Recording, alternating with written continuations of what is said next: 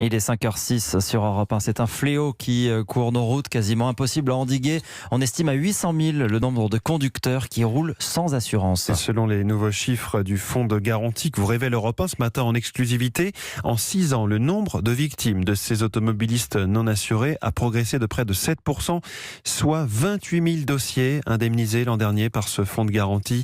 Et les dégâts sont de plus en plus graves, Aude-Leroy. Alors que les chiffres des accidents sur la route baissent, il y a parallèlement des dégâts plus importants pour les victimes.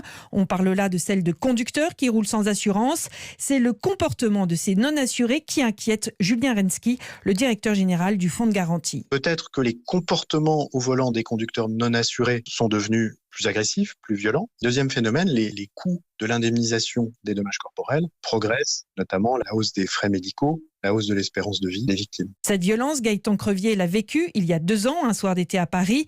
Il est fauché par un homme en scooter qui slalome à toute vitesse sur un trottoir. Genoux fracturés, greffe osseuse, plaques et plusieurs broches dans la jambe. Le jeune restaurateur a son avenir compromis, même s'il va être indemnisé. Je vais percevoir environ 32 000 € de la part du fonds de garantie, ce qui est une belle somme, mais à côté de ça, je ne vais pas récupérer mon genou, mon tibia.